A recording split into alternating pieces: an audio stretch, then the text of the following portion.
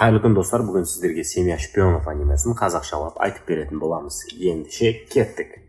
Бірден анимеге көшейік. Басты кейіпкер агент Сумрак батыс пен шығыстың жақындасуына тосқауыл болатын Донован Досмондпен күресуге аттанады. Сумрак оған жақындап, Донованның шынымен не істеп жатқанын білу керек. Бұл тапсырманы орындау үшін Сумрак отбасын құрып, баласының Эдем мектебінде оқуға түсуін ұйымдастыру керек. Өйткені ұлы сонда оқитындықтан Донован осы мектепке жиналысқа үнемі келіп тұрады. Бірақ бұл мектепке түсу өте қиын болды, өйткені ол ең элиталы деп саналады және онда саясаткерлер мен ел үшін маңызды адамдардың балалары оқиды. Бұл операция қараңғы үкі деп аталды және екі ел арасында бейбітшіліктің орнауы осы операцияның сәттілігіне тікелей байланысты. Пәтер жалдап алған Сумрак өзін басқа жатап, қазір психолог болып жұмыс істейтінін айтады. Сол күні ол балалар үйіне келіп, бірнеше минут ішінде кроссвордты шешуге қабілеті бар таң қалдырған Аня есімді қызды асырап алады. Бұл білім деңгейімен ол қабылдау емтихандарын тапсыру арқылы мектепке оңай түсе алады. Бірақ шын мәнінде ол басқалардың ойын оқи алатын қасиеті бар және жасырын ұйымның зертханасынан қашып кеткендіктен балалар үйіне түсті. Келесі күні Сумрак Аняны үйінде қалдырады және ол өзінің информаторы Фрэнкиге барып, онда мектеп туралы ақпаратты, сонымен қатар жетекші емтихан сұрақтарын алады. Фрэнки Аня туралы соңғы бір жылда ғана деректер бар екенін және оның жасы мен бұрынғы ата-анасын да білмейтінін айтады. Бірақ ол 4 рет оны асырап алуға келіп, нәтижесінде кері балалар үйіне қайтарғанын біледі. Осы кезде Аня Сумрактың бөлмесіне кіріп, құрал-жабдықтарымен ойнай бастайды және байқаусызда өздерінің тұрған жері туралы информацияларын беріп қояды. Сумрак үйге оралғанда оған шетелдік агенттер шабуыл жасады, ал Аняны әлдеқашан ұрлап кеткен екен. Кешке шабуылдаушы оны өзінің бастығына әкеледі, бірақ Сумрак бетперденің көмегімен олардың агентіне ұқсас болып келіп, соның арқасында ол Аняны өзіне қайтара алады. Сумрак оған өзінің жеке басын көрсетпеуге тырысып, оған жақсы балалар үйіне баруға болатын жазба береді. Бірақ оның ойын оқығаннан кейін Аня оның алдында оны алдағысы келетін Сумрак тұрғанын түсінді. Сумрак шабуыл жасағандардың ғимаратына қайтып келіп, бастығына жетіп, оны тыныш қалдырмаса қызын өлтіретінін айтады. Ғимараттан шығып Сумрак балалар үйіне барудың орнына оны күтіп тұрған Аняны табады. Сондықтан Сумрак оны тапсыру туралы шешімін өзгертті және бір аптадан кейін Аня емтиханды тапсыра алады. Енді ол және ата-анасы мектептегілермен сұхбаттан өтуге мәжбүр болады. Бірақ міндетті шарт бұл әкесі мен шешесінің болуы. Сондықтан Сумрак өзіне әйел табу керек. Ол үшін ол Фрэнкиден үйленбеген әйелдер туралы ақпарат жинауды сұрайды. Алайда ол кімге үйленгісі келетінін әлі шеше алған жоқ. Осыдан кейін Сумрак Аняға киім таңдауды шешті. Сол үшін оны ательеге апарады. Сонда ол Йори есімді қызды кездестірді.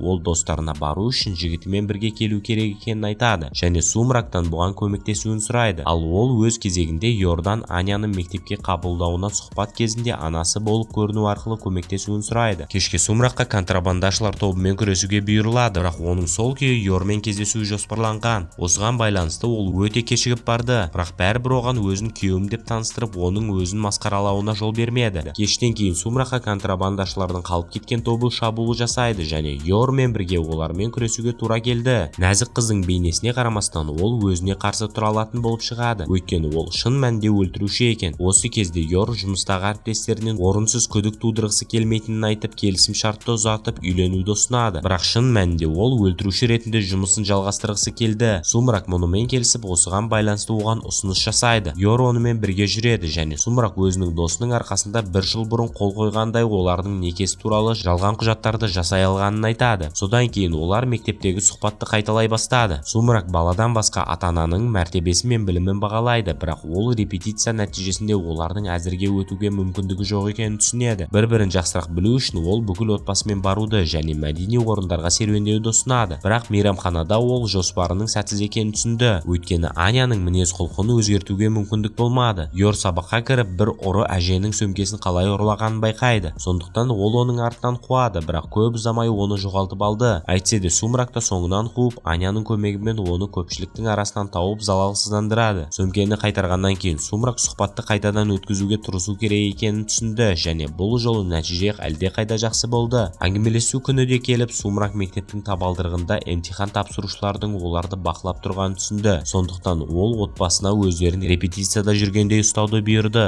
Мектеп басшылығы барлық отбасыларды бақылап отырды және осы кезеңде олар дұрыс емес мінез-құлықтары бар отбасылардан бас тарта алды. Бірақ соған қарамастан Сумрак отбасы мектептің негізін қалаушыға құрмет көрсету арқылы өздерін ерекшелей алды. Бұл комендант Генри Хендерсонды таңғалдыра алды. Алайда ол Аняның қабылдау емтихандарын әрең тапсырғанын, сондай-ақ Сумрак қайта үйленгенін біледі. Мектептің аркасына кірген Сумрак канализацияға тығылып қалған оқушыны көріп, ол мектептен келген қақпан болуы мүмкін екенін түсінді. Алайда ол жігіттің сыртқа шығуына көмектесіп, сол арқылы киімін кірлетіп жіберді. Киімдері лас болғандықтан мектеп ережелері бойынша олар енді бұл жерде бола алмайды, бірақ олар бұған дайын болды және өздерімен бірге қосалқы киім алды. Кенет қорадан қашқан жануарлар көшеге жүгіреді, бірақ Йор оларды залалсыздандырып, көшбасшыны нокаутқа түсіре алды. Бұл олардың отбасы сұхбаттан өту құқығын алғанын айтқан комендантты таңғалдырды. Сұхбаттың кезінде Сумрактан неге қызына Эдем мектебін таңдағанын сұрайды. Оған мұғалімдердің кәсібилігінің арқасында деп жауап берді. Алайда Клайм коменданттарының бірі Сумракты арандатып, Йорға сұмдық сұрақтар қоя бастайды. Клайм бақытты отбасыларды жек көреді және олардың ашуын шығарды. Сумрактың соңғы тамшысы болған Клаймның Аняға қай ананы көбірек жақсы көретін туралы сұрағы болды.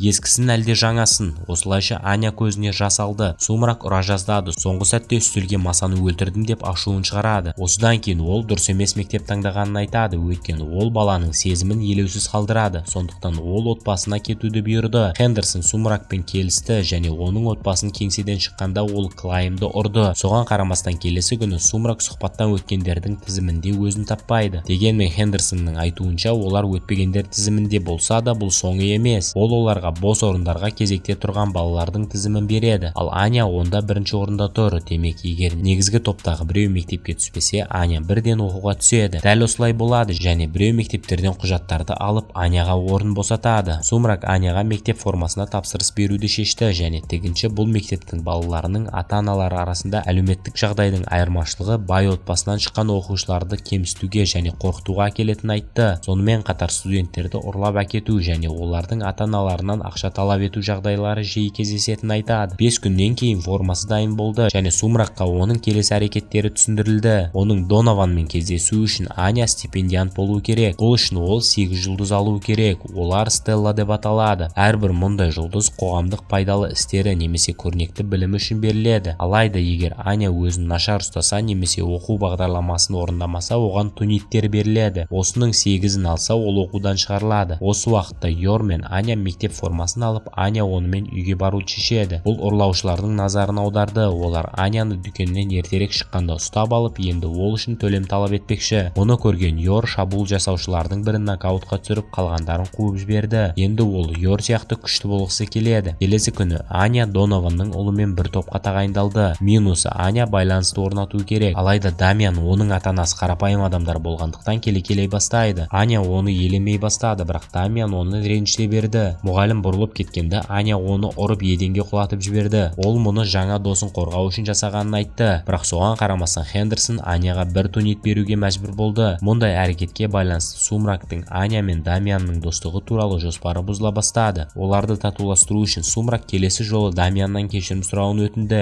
Бірақ бұған дейін Аня құтқарған Бекки оның бұл әрекетіне кедергі болды. Ол сол сияқты адамдарға уақытыңды жоғалтпау керектігін айтты. Дамиан ықпалды адамның ұлы болғандықтан ешкім оған қарсы шығуға батылы бармады. Тіпті үлкен ағасы да оған қол тигізбейді. Осы уақыт ішінде Аня оны бірінші болып ұрды. Енді баланың барлық ойлары тек ол туралы болды. Сумрак Аняның соңынан еруді ұйғарып, оған кешірім сұрау керектігін әртүрлі тәсілдермен еске салды. Бекки кеткен бойда Аня Дамианнан кешірім сұрап, онымен достасқысы келетінін айтты. Дамиан сол кезде оған ғашық болды, бірақ бұл оның мәртебесіне сәйкес келмейді. Сондықтан ол олардың дос бола алмайтынын айтты. Бұл туралы білген Сумрак жаңа жоспарға жүгініп, Аняны стипендиант болу үшін одан да жақсырақ оқуға мәжбүр етеді. Ол Дроби үйрену керек, бірақ ол ештеңе істей алмай бөлмесіне қамалды. Содан кейін Йор оның күш-жігері үшін оны жиі мақтауға тырысу керектігін айтады. Сонымен қатар оған інісі бала кезден қалай тәрбиелеген туралы айтып көмектесуді ұсынды. Осы әңгімеден кейін Сумрак Аня бөлмесіне келеді және оның осы уақыт бойы Дробиді өзі анықтауға тырысқанын көреді. Келесі күні Сумрактың кураторы Сильвия оған Сити Холлдан хабарлаушы Хейвардтың тұтқынға алынғанын және енді олардың жауы мектепте болуын және Сумракты бақылай алатынын айтады. Йор жасырын қызметте Марияда қызметші болып жұмыс істейді. Сонда ол өзінің ағасы Юриге тұрмысқа шыққанын айтпағанын, бірақ ол оған қонаққа келгісі келетінін есіне алды. Әпкесі сияқты ол да екі жақты өмір сүреді және құпия полицияда жұмыс істейді. Бұл ұйым қарсы барлау және бақылаумен айналысады. Юрий сұрақтың астына алған Хейвардты осылар тұтқындаған болатын. Хейвард батыста жұмыс істейтінін мойындады, бірақ ол басқа ештеңені білмейді. Сосын Юрий одан Сумрак деген есімді білесің бе деп сұрайды. Бұл батыстың тыңшысы, олардың жауы екенін айтады, бірақ дұрыс жауап ала алмаған Юрий оны азаптай бастайды. Осы кезде Йор үйге келіп Сумракқа ағасы бүгін келу керек екенін, сондықтан олар ұзақ өмір сүріп жатқанда импровизация жасауын айтады. Ол оған шындықты айта алмайды, өйткені Юрий қарым-қатынасқа өте байыпты қарайды. Ал егер оның сүйгенімен бірге тұрмайтын білсе, полицияға Сумракты жібере алады. Өйткені Сумрак әрқашан миссиясы үшін өзін Ллойд Форгер ретінде көрсетті. Юрий оның алдында кім тұрғанын білмейді, алайда ол әпкесіне жақсылық тілейтіндіктен, оған сенбейтіндіктен Сумрак туралы көбірек білуге тырысады. Бұл үшін Юрий шарапты Сумракқа беру үшін және онымен шынымен танысу үшін әкелді, бірақ соңында өзі ғана мас болады. Сумрак бұл шарап туралы сұрай бастады және Юрийдің жауабында ол шығыс агенттері шетелге барған кезде өтірік айтатын стандартты әңгімені байқайды. Сумрак Фрэнки арқылы оның өткен жылға дейінгі дипломат болып жұмыс істегенін, содан кейін Юрийдің құпия полицияда жұмыс істеу үшін қарсы барлау қызметіне алынғанын білді. Юрий мас болғанына қарамастан Сумрак пен Йор қолдарын тигізгенде абдырап қалғанын байқап бірге тұру туралы айта бастады. Сондықтан ол олардан өтірік айтты деп күдіктене бастады. Олардың үйленгендерін дәлелдеу үшін Юрий оларға сүйісуді өтінеді. Сумрак сүйісуге дайын болды, бірақ бұл үшін Йор мас болу керек еді. Мастықтан ол Юрийге мастер-класс көрсете бастады. Юрий оларды шын сүйісуге дайын болады деп күткен жоқ, сондықтан олар тоқтатуға тырысты. Сол үшін Йордан шапалақ жейді. Юрий Сумрак туралы қателескенін түсінді, сондықтан олардың некеге тұруына рұқсат берді, бірақ кетер алдында оларды қадағалайтынын айтты. Осыдан кейін Сумрак Йордың ағасының шынымен не істеп жатқанын білмейтінін түсінді, бірақ бәрібір ол Йорды тексеруге шешім қабылдады. Сондықтан оның жағасына жучок іліп қойды, алайда ол ешқашан ештеңе естіген жоқ. Сондықтан оны қорқыта бастау үшін полиция қызметкері болып көрінуді шешеді және оны тергеуге алып бармақ болды және ол ағасын ортаға салады деп күтті, бірақ ол ондай ештеңе істемеді. Яғни ол Юрийді шынымен кіммен жұмыс істейтінін білмейді. Күдіктерінің жалған екенін түсінген Сумрак өзім алдым деген құжатты қате расшифровка жасағанын айтады. Содан кейін Аня мектептен келеді де өсек бойынша мектеп турнирінде жоғары ұпай жинаса Стелла ала алатынын айтады. Йор оны жаттықтыра бастайды және доптарды қалай дұрыс лақтыру керектігін үйретеді. Турнир күні Аня Демьянмен бірге бір топқа түседі. Ол да ең жақсы ойыншы болып Стелланы алғысы келді, өйткені сонда ғана әкесінің назарын өзіне аударады. Демьян өзінің қарсыластары туралы ақпаратты бұрыннан білетін, олардың ең бастысы ұлттық гвардия майорының ұлы Билл. Ол керемет күшті және ақылды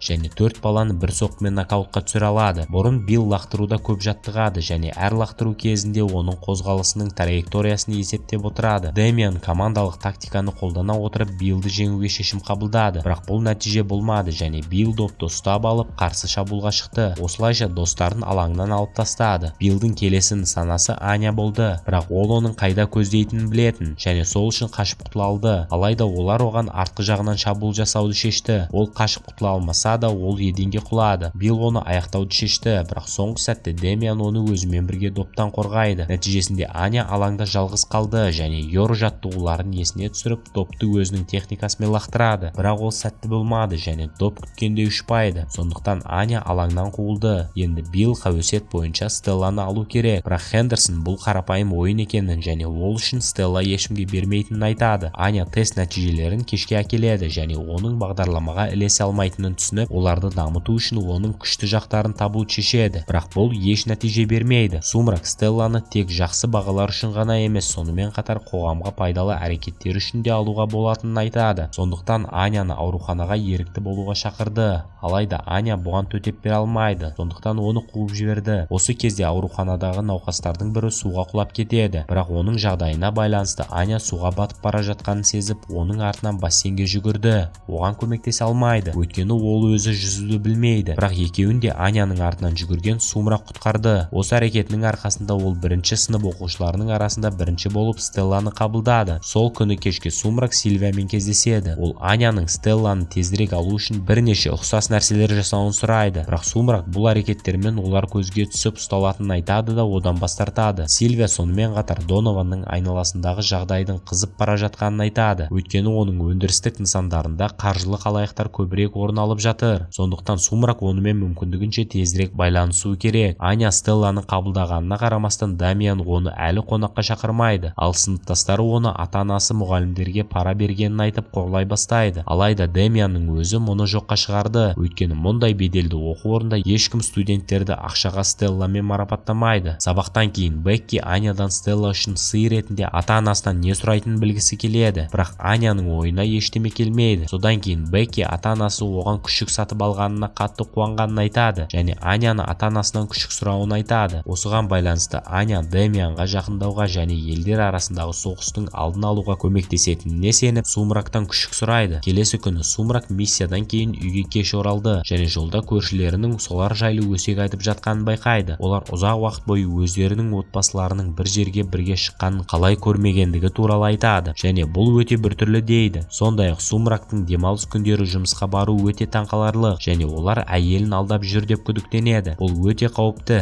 өйткені ол оларға қажетсіз назар аударуы мүмкін. Сондықтан Сумрак отбасын келесі демалыс күндері серуендеуге шақырады. Олар нағыз отбасымыз деген иллюзияны сақтау керек екенін айтады. Сумрак метрода қабырғадағы оның ұйымының белгісін байқайды және бұл оның жаңа миссиясы бар екендігін білдіреді. Ол информаторына оны қабылдай алмайтынын айтады, өйткені ол қазір өзінің негізгі жұмысымен айналысады. Бірақ жаңа тапсырма аквариуммен байланысты және олар да сол жаққа бара жатқан еді. Сондықтан ол оны қабылдау керек. Оның үстіне бұл тапсырманың нәтижесі лаңкестердің химиялық қарудың сызбаларын алатынын алмайтынын анықтайды және бұл Сумрактың одан ешбір жағдайда бас тарта алмайтынын білдіреді. Сызбалардың пингвиндердің біріне берілуіне байланысты, сондай-ақ олардың көршілерінің осы аквариумға келуіне байланысты тапсырма қиындай түседі. Бұл Сумрактың өз отбасын қараусыз қалдыра алмайтынын білдіреді. Аквариумда пингвиндер тым көп, сондықтан оны табу оңай болмайды. Аня әкесінің бірдеңе іздеп жүргенін түсініп, пингвиндердің ойларын оқи бастады. Соның арқасында ол өзін басқалардан өзгеше ұстайтын және үнемі су ішетін пингвинді тапты. Сумрак сусынға барамын деді, бірақ өзі аквариум жұмысшыларының бірі болып киініп пингвинді өзіне алды. Ол пингвиннің аузына шынымен сызба ілініп қалған, бірақ Сумрак оны жұлып алайын деп жатқанда оның артынан бір адам жақындап пингвинді өзіне алғысы келген. Ол өзін океанология институтының профессоры деп таныстырып, тіпті жеке куәлігін де көрсетті. Алайда Сумрак қашып құтыла алған жалған қылмыскер екенін түсінді, бірақ оны Сумрактың аңдып жүргенін соңында білген Аня оны ұстап алды. Осы арқылы Аня Йор назарын өзіне аударды және ол қылмыскерді нокаутқа түсіреді. Соның арқасында Сумрак одан лаңкестер туралы көбірек ақпарат алды. Көршілерінен күдік тудырмау үшін ол Аняға үлкен ойыншық пингвиндерді жеңіп алу үшін кешігіп келгенін айтады. Осымен біздің аниме аяқталды. Және келесі анимеде кездескенше менің YouTube каналыма жазылуды ұмытпаңыз.